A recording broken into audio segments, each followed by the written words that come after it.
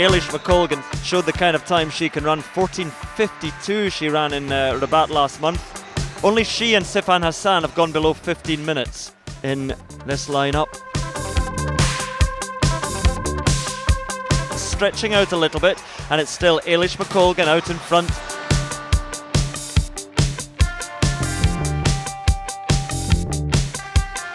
Sifan Hassan with a lap to go. Salpeter thought she'd finished. So McColgan, no mercy, round her she goes. And Eilish McColgan, the silver medal at the European Championships.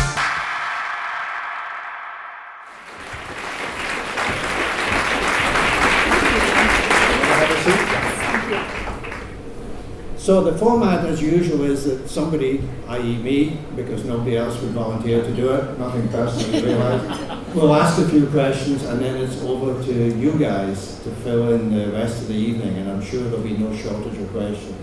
But you grew up in your mother's shadow almost, but you come from an incredibly athletic family because your father was also an international athlete. What's it like to have a mother who's a world champion, who's an Olympic medalist, but you're aspiring to be an athlete? Yeah, I think it's a bit of a strange one, because when I was growing up, I just assumed that everyone's parents were runners, I think. It wasn't until I got to high school that I realised that that was like weird. Not everyone's parents like to run, and not everyone's parents went out running twice a day, every single day. And I suppose I just had no awareness of what that even meant as well. Like, people would say, oh, your mum's the world champion, and I'd think, oh, yeah, that's cool. But as a kid, like, you don't know what that means. You have no idea, you have no concept of what being a world champion is. And it wasn't really until I started running myself, and when I got to like my local running club, Newcastle Higher, the club that my mum was part of, and I started taking it a bit more seriously and realising how difficult it was to be, I don't know, the fastest kid in the club, or being the fastest kid in Scotland, to think that my mum was the fastest person in the whole of the world. Over the 10,000 metres in 1991 was incredible. It's still something today that I can't quite get my head around. And yeah, it's just a bit odd thinking about it, that I suppose I have such a huge appreciation for my mum, knowing the work that she must have done in order to be that. And I think she's such a special person and an athlete I really look up to. But she did work very hard in training, didn't she? And when you were still fairly young, you worked very hard in training too. Do you think you pushed it too hard when you were too young? Do you know what? My mum was always the one holding me back. It used to annoy me so much because I want to do more all the time. I want to go along with the club more. I want to do more races and do more reps. And my mum always said was holding me back, and it used to really frustrate me because I would always think, God, I'm never going to be as fast as these girls. And I was never one winning loads of races or breaking loads of records, and some of these young girls really were. They were breaking all the Scottish records for under 13, under 15, under 17, and I would maybe be sometimes third, fourth, fifth, sixth, seventh, further down the race, and I used to think, God, I'm never going to get there. Like, my mum was this incredible athlete, and maybe I'm not good enough. And I remember my mum saying to me as a kid, it doesn't matter what you do as a junior, it matters what you do as a senior. And I remember going home and thinking, oh, I hate that. Like, I want to be fast now. Like, I want to be a fast kid. I don't care about being an adult. Like, I'm never going to be an adult. And now, when I look back, I think that's one of the best things she ever did, was hold me back, letting me make those gradual improvements and letting me mature into my body rather than pushing me too young. And now, when I look back actually and see some of the young girls I used to compete against that were breaking the records, none of them compete now, and it's a real shame. There's been such a huge dropout in sport, especially in females. But I think, yeah, my mum has been the biggest influential factor in keeping me there and keeping me going. But you did have some fairly serious injuries when you were younger, and now you seem to be injury-free? Yeah, hopefully, touch wood. I've had two sort of major serious injuries throughout my career. Both sort of coincided with me doing the steeplechase. So the 3,000 metre steeplechase is quite an arduous event. There's a lot of jumping. The water jump, when you land, is on like a slant, so there's a lot of forces going through the body, and I wasn't probably prepared. My body wasn't prepared, wasn't strong enough really for me to do the steeplechase. It sort of, I fell into the event. It was the event my dad used to do. Maybe I was, I don't know, possibly shying away from my mum's events. It was something my mum had never done before, and something different for women as well. They had only just started allowing us to do steeplechase. So I probably went into it not really fully prepared what the event was, and before I knew it, I had qualified for the Olympic Games out of nowhere. Like, it all just happened very quickly for me. All these doors opened, and so I got carried away with the event. And one of my first big races, live on the BBC, I completely fractured my navicular bone, and I kept running for another 600 metres, which I shouldn't have done. I was in a lot of pain. It was one of the worst things I've ever done. And the surgeon that I saw the next day thought I'd been in a motorcycle accident. He said he couldn't believe the damage that I'd created in that foot from running and not stopping. So I now have 7 screws and a metal plate in my left foot. The first doctor actually told me that I would run again. So yeah, here I am, still going. But it's been a long journey for those two. And I say those 2 injuries, although they were some of the toughest parts of my career, I'd say it's motivated and driven me to now take every opportunity that I possibly can. One of the issues on the conference program today was about athletes, particularly women, but also including men, who train hard, who perhaps don't eat as much as they should to maintain a very low body mass. And they run the risk of a range of issues, including bone injuries. You've been quite outspoken about some of the women's health issues in sport, about body mass and body composition, and the comments that are sometimes made in the media about female athletes. How do you feel about those issues?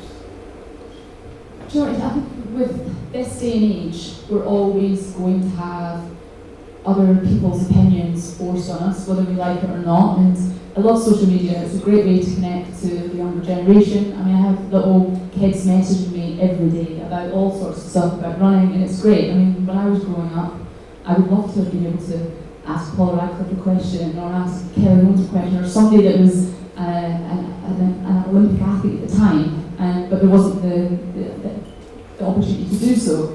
But at the same time, there's always going to be like 1 or 2 people that just ruin it for everyone else. And earlier this year, I mean, I'm very lucky. I don't get trolled very often, so I have to say that. I mean, it's all very positive, the stuff I get, but there's 1 or 2 comments that come through. And usually I sort of stay quiet and I just leave it, but this one really annoyed me just because for the first time my sponsor, ASICS, had used me as a professional athlete to promote their products. Now usually the sports brand use, I don't know, Kylie Jenner to wear a pair of trainers and pretend she's gone to the gym. And this is the first time I thought, good, the sports brand is recognising for an athlete for their achievements, not the way they look, anything to do with that. And the first comment was from a man saying, ugh, she's too skinny. And it just, I saw red just because I thought, for the first time, like, you're promoting somebody, like, I'm an athlete, this is my body, I've always been skinny, I've looked like this since I was 12, like, I can't help it, unfortunately. There are just people that are going to be naturally skinny, and I'm that person. And the fact that he said too skinny, and that it was almost like a disgusting trait, I just find it frustrating because I don't want younger kids to look at me and think that the only reason I'm an athlete is because I'm skinny and that they have to starve themselves. There's something, it insinuates I'm unhealthy, and that's certainly not the way I am as an athlete. And I mean, I've never had a problem with bone density. I've had high off the range of bone density for being a professional athlete, even just as a normal person, I'm way above the range. I've never missed a period throughout my life. I'm 29 years of age, so my body's functioning perfectly well, and I wanted young girls especially to know that, that yeah, you don't have to be unhealthy to be a professional athlete, and just because I look a certain way, it might not appeal to everyone, but this is my body, it's a strong body, it's one that took me to 2 Olympic Games, and hopefully it'll take me en route to a 3rd. And you're being very politically correct, but the reality is that fat people don't win races. And at some point you have to be honest about that. You do need a low body mass and a low body fat content if you want to run fast.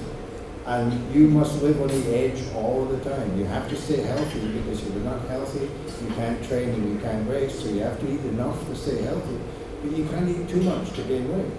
Yeah, I think I'm very fortunate that I don't think, even if I ate McDonald's for the rest of my life every single day, I don't think I'd ever be classified as fat.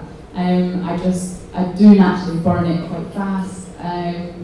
I'd have to be eating an obscene amount of food in order to reach that level, but I totally understand what you mean. And of course, body weight is important in the sport, but I suppose what I was trying to get at was the fact that one athlete might look entirely different to another. Now I read a couple of weeks ago there was something about, there's an athlete in America, Ali Kiefer, and Charlotte Purdue as well, our British marathoner, and people were saying to them that they don't look like runners because they were insinuating they were too big to be a runner. But I mean, these girls are absolutely smashing 26.2 miles in only some of the fastest times in history. So everyone's body shape is different. Everyone has a natural weight that suits them in order to perform to the level they need to perform. And what fits one person might not fit another person, and that's totally cool. As long as you're strong, you're healthy, and your body's functioning, then who can tell you otherwise? What's Kylie Jenner's best time for 5K? I'd love to know. I'd love to know it. But probably a bit short of yours. But I mean, yeah, kudos to her, because she's raking in some money elsewhere. Yeah. Different things for different people. One of the other issues you've been pretty outspoken on is doping in sport. Your mother's also been pretty outspoken. How do you feel about standing on the starting line, being reasonably sure that some of the girls alongside you can do things they shouldn't be doing? It's one of these things where if you think about it too much, it obviously does make you disheartened, because you know it's not a level playing field. Unfortunately, that's not the way it is, and I don't think that ever will get to a level playing field, and that's something that I've almost just accepted in my head. But every time I stand on the start line, it's not something that I dwell on too much, because at the end of the day, I cannot control all of those people. I can't tuck them into bed at night and tell them to be good and to not do anything wrong. All I can do is just focus on me. And I said this in an interview actually a couple of weeks ago, was that if I come 10th in the world, that's my highest ever ranking. And that's all I'll ever do throughout my whole career. I never won an Olympic medal, I never won a world medal. I've won some European medals and I come 10th in the world, then I'll be proud of that. I mean, I'll be proud for the rest of my career, and I'll look back and I'll have no regrets knowing that I gave it everything that my body had. I mean, I gave up my all, and I did it the right way, I made the right decisions. And unfortunately, there's not a lot of people that maybe can look back in their career and do that. And I think I've been so lucky to have my mum, to know that she did it. You know, she's an Olympic silver medalist. I'm sure she was gold, but she was world champion. She set multiple world records, and I know she did that as a clean athlete, and that's something that almost drives me and motivates me on, because I know it is possible. It's very difficult, but it still gives me the belief that you can go far with doing it the right way, and I hope that's what I get across to kids when I go to schools. I want them to know that if you work hard, you can actually achieve that. I mean, you don't have to be taking medication that you don't need, and you don't have to be taking illegal drugs, and there's so many things, there's so many grey areas, and you don't have to be operating in that in order to be one of the best athletes in the world. That's a very refreshing approach, because there are many athletes out there whose lives are dominated by the fact they got beaten by people who were on drugs. And they say, I should have had the gold medal, I should have had the silver medal, I should have had a medal, but it was stolen from me by a guy taking drugs. Now, a few years ago, I asked your mother the same question at the same venue, and I won't repeat her language because it was somewhat unladylike language, but I asked her how she felt about winning a silver medal in a race where the gold medal was won by somebody who was taking drugs. And your mother's answer was, I don't give up what she was taking, my job was to beat her. And that's incredibly refreshing, because it says, I'm being the best I can be, and I'm not influenced by other people. And it's good to see that you feel the same. Yeah, I suppose as an athlete, you almost have to have that mentality of, when you stand in the start line, the only person that matters is you. Because as I said earlier, you can't control them. You don't know. You'll never ever know. And that's the harsh and sad reality, is that you will never know. So you'll go into a championships coming 10th. Was I 10th? I don't know. But that's what I have to accept, that's what I take. You move on and you focus on, I suppose when I go into races now, I almost don't even look at positions, I look at my time. And if I run a PB, if I go into a race and I come first, 5th, 10th, last, but I've run a PB, I just know I've given it everything I could possibly give, and that's pretty much what I base now all of my, it sounds a bit strange, but that's pretty much what I base all my success off of, is just trying to get faster. Because I suppose in my mind it's easier to believe that if I continue improving, that sometime you'll get there, sometime, or at least you might not get there, but you'll get as close as you possibly can, and that's really all I can do. But you've beaten your mum's records at 15, 5 and 10 miles. What about the 10K? Yeah, that's definitely on my my to-do list. That's my next one. It's funny because like growing up, my mum's times were like alien to me because I was just so far off of ever believing that I could run those times. And she always used to say to me, "You'll be faster than me one day." And I used to just think, "Oh, it's just your mum, and your mum's being nice to you and just saying, oh, you're good." But it's taken me till now to actually really believe in that. And she's the one that coaches me. She's the one that's really building us up every single year towards those goals. But I think it's taken me a little while to mentally and for my confidence to get up to that same level. And it just feels really special to be breaking the Scotch record of the 5K this year, but to keep it in the family is just something that's really nice. And the same with like the 10 mile went. It was my mum's best Scottish record 10 mile on the roads at the Great South Run in Portsmouth, and I did it this year and broke a record. So again, I can't believe So the 10K is going to stay in the family too? I'd like to think so, yeah. I've only done sort of one seriously on the track just this year, and it was almost like dipping the toes into like the longer distances. It's not something that I've really thought about too much. My mum's ran 30:57 for the 10K, so I mean it's a crazy time, and I'd love to try. My big goal next year is literally to run under that. So 30:56 is pretty much what I've got scheduled in my mind at the moment. And every year, like I write up on my fireplace, we write up like the times that we want to achieve every year. And it sounds silly, like to stick this big. My boyfriend hates it because it's his house, and I just stick this like big bit of paper up, and it always has the goals I want to achieve for that year. And that's just the first thing we wrote down was 30:56, and it's like a subconscious thing. You see it every day, you want to try and beat that goal, but not only would it be a Scotch record, but it really is just special knowing that it's the time that my mum achieved, and I think it's certainly one of her hardest ones. She's still got the half marathon and marathon, but that's a long way down the line. A few years down the road. About this time in the evening, I usually go for a beer. So thank you very much, Eilish.